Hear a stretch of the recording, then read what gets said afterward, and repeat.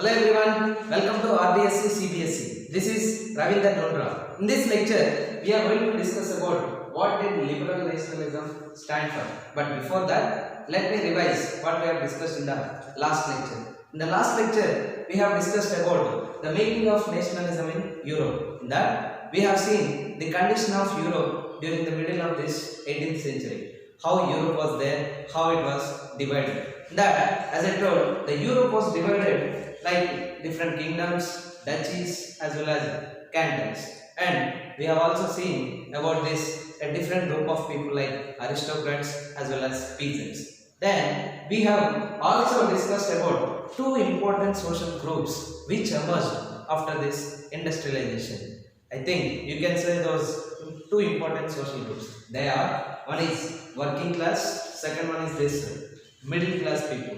And in the last class, I also told that this middle class people, the people who actually brought this concept of this nationalism. Now, in this lecture, we will see how this middle class people brought the concept of nationalism in Europe. For middle class people, what they actually, how they try to bring this nationalism is, they have used a word known as liberalism. They have used a word known as liberalism. Liberalism means, it is actually a Latin word, that is liber, which means free.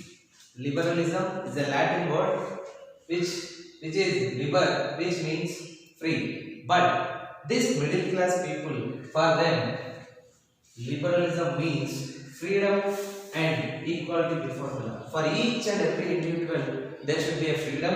Then at the same time, everyone is equal before the law. Then, these middle class people, they are actually demanding for this liberalism in two different ways. One is political liberalism, second one is economic liberalism. Let me talk about this political liberalism. Political liberalism means what? What they are demanding politically under this political liberalism. So under this, first, what they are actually demanding is that a government by the consent of the people. Consent of the people means with an agreement of the people. That means you can also simply say people should choose their government. People should choose their ruler. So that is what they are demanding in this political liberalism. Then second thing what they are also demanding is that they are demanding this end of autocracy and clerical privileges, which means they want to end this monarchy form of government, and they also want to remove this clerical privileges. What do you mean by this clerical privileges? In the first 2 or 3 lectures, I told that the society of this Europe, mostly it was divided on the basis of this first estate, second estate, third estate. And you all know that those who are born in this first estate and second estate, they have certain privileges, they have certain rights. Therefore, what these middle class people are saying is that there should not be any special privileges or rights for this first estate and second estate people. Everyone should be equal before the law. Then, third thing what they are also demanding is that they are demanding for a constitution, and at the same time they also want to form their parliament. Then, the last thing, they are also demanding for this inviolability of this private property, which means there should not be any kind of private property. Everything should be under the control of government. So these are certain demands under this political liberalism. Next, we will see what are this economic liberalism stands for. What are the demands under this economic liberalism? Under this economic liberalism, they are demanding for two things. One is freedom of markets, second one is abolition of restrictions on movement of goods and capital. First, we'll see what is this freedom of markets. Freedom of markets means, actually those days when business people doing their business, there were certain restrictions saying that they are supposed to sell or they are supposed to buy only certain types of goods. They have certain restrictions. But these traders, what they are saying is that we want a freedom of markets. Then, second thing what they are also saying is that abolition of restrictions on movement of goods and capital. when these business people, when they travel from one place to other place, there are certain restrictions. What they are demanding is that we do not want any kind of restrictions. And mostly throughout this Europe, people of all these business people, or you can say traders, they are mainly demanding for this economic liberalism. Why? Because they were facing lot of troubles. Let me take an example and explain it. For example, when Napoleon was ruling from this 1804 onwards, what he has done is that he created something known as German Confederation, which includes almost 39 states. And these 39 states, for each state, it has their own currency and they have their own weights and measurements. Therefore, what happened is that whenever business people or traders move from one place to other place, for example, in this confederation of 39 states, there are two places. One is Hamburg as well as Nuremberg.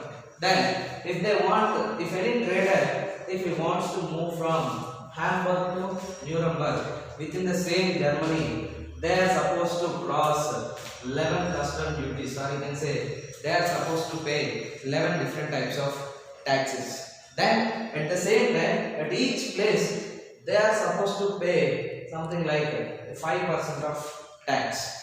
Then next thing what they are also trying to do is that, why they are demanding is that in each place they have their own weights and measurements. For example, if they are trading a cloth and the size of the cloth is, for example, if you take this size, and from each state, from one place to other place, the size of the cloth will be changed. Why? Because each region they have their own weights and measurements. So because of this, these business people, they are facing lot of troubles.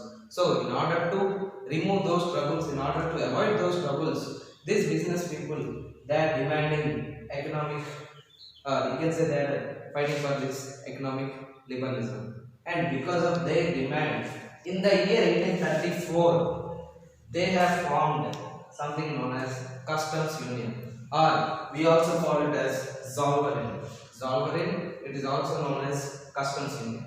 It was formed in the year 1834. Then, who initiated or who formed this Customs Union? One of the 39 states of this German Confederation, Prussia, it has formed this something known as this Zollverein, or we also call it as this Customs Union. And what does this Customs Union says, or what does this Zollverein means? What it says is that first and foremost thing, it abolished tariff barriers. That means there is no need to pay taxes, like 11 different types of taxes. There is no need to pay. Abolition of tariff barriers. You can say tax restrictions. Barriers means restrictions. Then they have also, what this Zollverein also done is that it has reduced the number of currencies from 30 to only 2. Previously 30 different currencies were there. Now they have reduced that currencies from 30 to 2.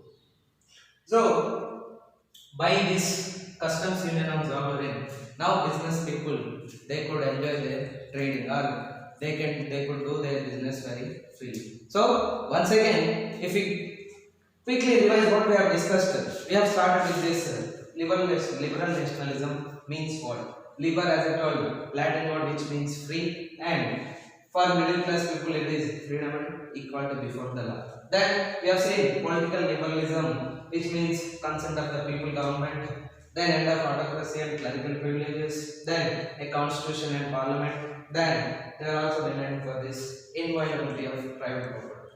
At the same time, economic liberalism also stands for this freedom of markets, abolition of restrictions on movement of goods and capital. And finally, because of this, there is something has formed, that is Customs Union, or we also call it as this Zollverein. In which year it was formed is, it has been formed in the year 1834. What does it say? It says is that it abolished tariff barriers, or you can say no need to pay taxes. Second thing, it has reduced the number of currencies from 30 to 2. So in the next lecture, we will see about this, a new conservatism after 1815. Thank you.